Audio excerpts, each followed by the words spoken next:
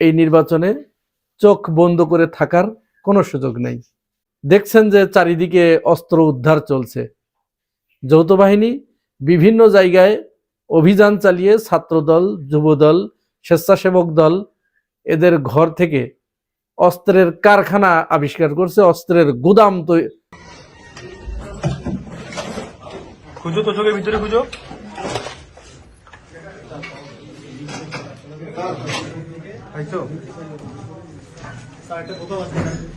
কোন ম্যাগাজিন আছে?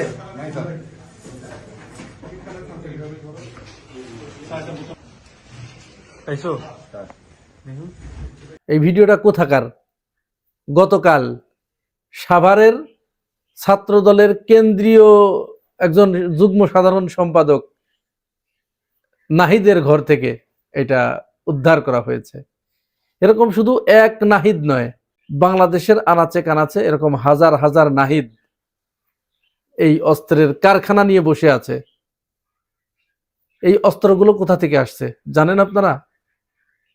অত্যন্ত নির্ভরযোগ্য সূত্রে খবর পাওয়া গেছে এই অস্ত্রগুলো আসছে সীমান্তের ওপার থেকে, অর্থাৎ ভারত এখানে সরাসরি অস্ত্র পাঠাচ্ছে। কার হাতে? বিএনপির নেতাকর্মীদের হাতে। কারণ কি বিএনপি নেতাকর্মীদের হাতে অস্ত্র পাঠানোর কারণ কি সেটি আপনারা ইতিমধ্যেই বুঝে গেছেন। বিএনপি মাজায় গামছা বেঁধে লেগেছে, তারা এই নির্বাচনের মাধ্যমেই আওয়ামী লীগকে বাংলাদেশে ফিরিয়ে আনতে চায়। আওয়ামী লীগের নেতাকর্মীদের কাছে ভারতের কাছে এই মর্মে প্রতিশ্রুতি ব্যক্ত করেছে যে তারা ক্ষমতায় গেলে আওয়ামী লীগকে পুনর্বাসন করবে, তাদেরকে রাজনীতিতে ফিরিয়ে আনবে, বাংলাদেশে ফিরিয়ে আনবে, সমস্ত বিচার টিচার এসব কিচ্ছু আর হবে না। এই ভরসা পেয়েই কিন্তু ভারত বিএনপিকে শেখ হাসিনাকে যেরকম সহযোগিতা করেছিল সেই ধরনের সহযোগিতা করতে প্রস্তুত হয়েছে।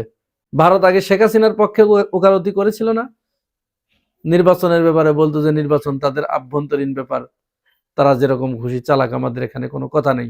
কিন্তু এখন আবার বারবার তারা বলছে শেখ হাসিনাকে নাও, ওকে খেলতে নাও, ওকে খেলতে নাও।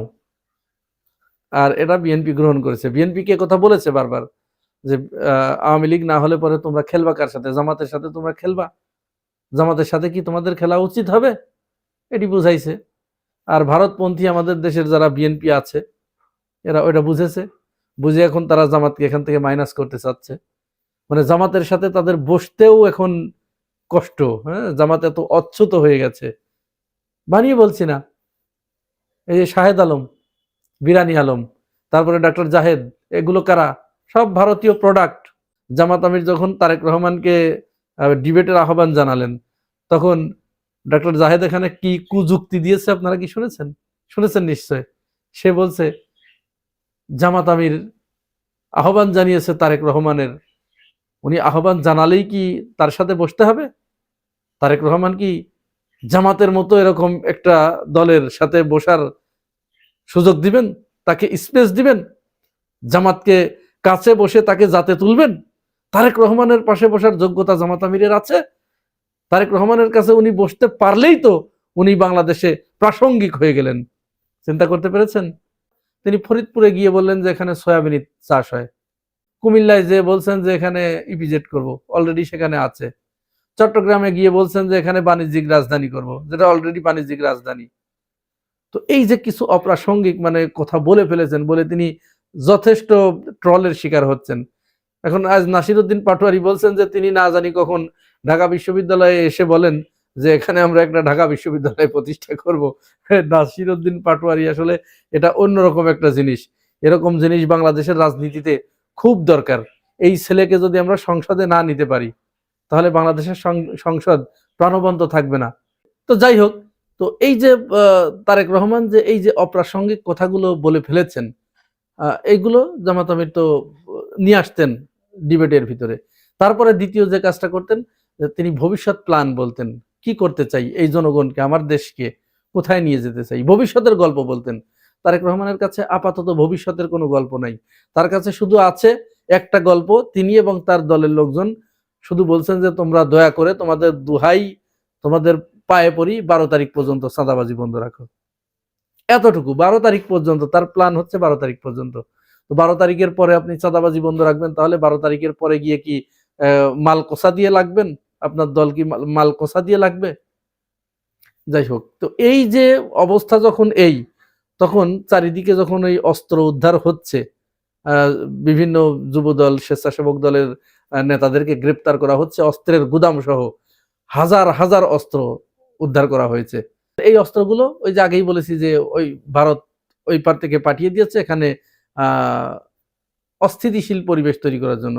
তাহলে তারা কিন্তু দুইটা ভাবে কাজ করছে। এক হচ্ছে ধর্মীয় সম্প্রদায়কে লাগিয়ে দিয়েছে জামাতের বিরুদ্ধে, সেটা হচ্ছে চরমোনাই এবং এই বাবুনগরী, আর মাঠে শক্তি প্রদর্শন করে পেশি শক্তি দিয়ে লাগিয়ে রেখেছে হচ্ছে বিএনপিকে।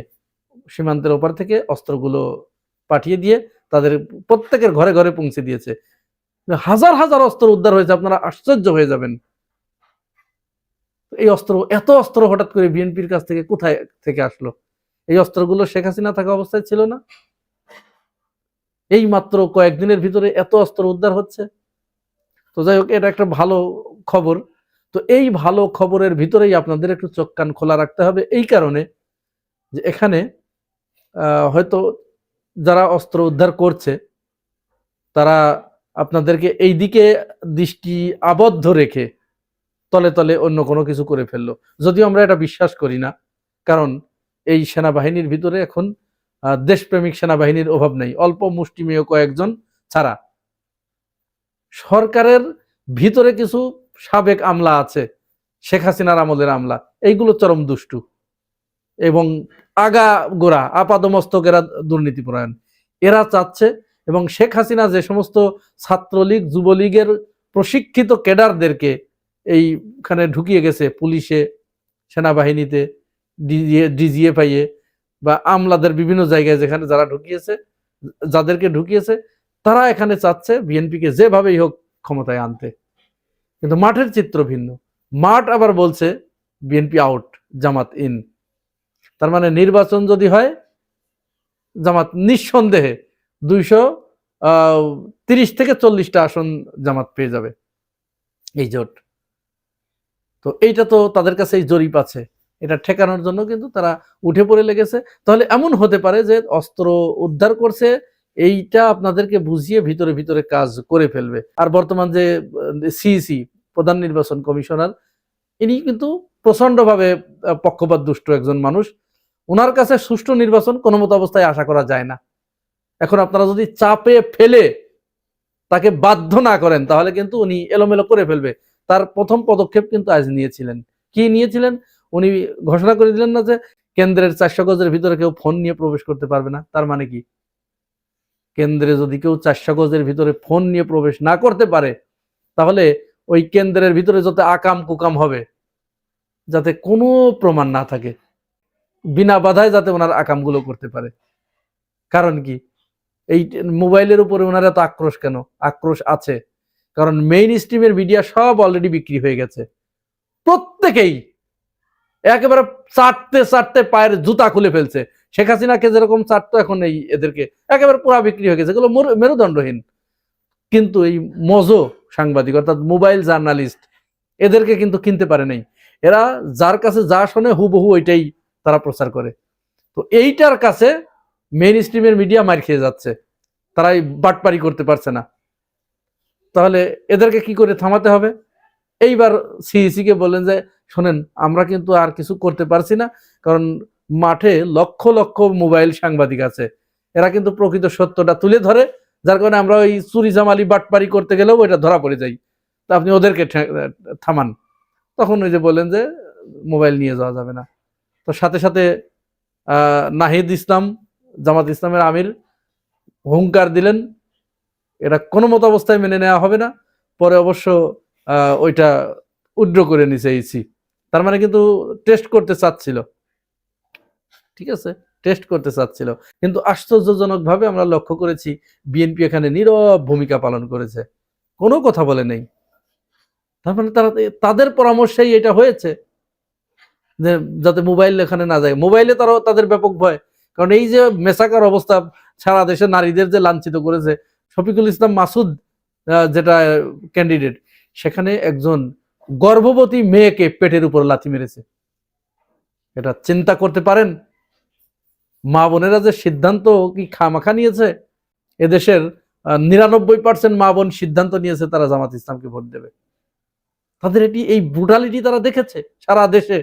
এটা কিন্তু এই মোবাইল সাংবাদিকদের কল্যাণে সম্ভব হয়েছে। সুতরাং আপনাদের আরো একটু সজাগ থাকতে হবে, তাহলে এটা কিন্তু তাদের ইসির পরিকল্পনা কিন্তু ভেস্তে গেল। এটা তারা চেয়েছিল যে এটা দিয়েই আকামটা করবে, তো এই পরিকল্পনা যেহেতু ভেস্তে গেল, তাহলে কিন্তু তারা ভিতরে ভিতরে গোপনে গোপনে আরো যে গুডু করবে না, এটা কিন্তু বিশ্বাস করা যায় না। সুতরাং আপনারা একেবারে নিশ্চিন্তায় নির্ভাবনায় থাকেন না, চোখ কান খোলা রেখে আপনাদের প্রয়োজনে মোবাইলে 30 জিবি 40 জিবি 50 জিবি করে ডাটা রাখবেন, সারা দিন ধরে লাইভ করবেন, লাইভে থাকবেন, যেন একটা শুজ পরার শব্দও যাতে বাদ না যায়। সুতরাং দাঁতে কামড় দিয়ে পড়ে থাকেন। ভোট কেন্দ্র দখল যদি রোধ করতে পারেন, ভোট ছিনতাই ভোট ডাকাতি যদি রোধ করতে পারেন, বিজয় নিয়ে ঘরে ফিরবেন আপনারা ইনশাআল্লাহ।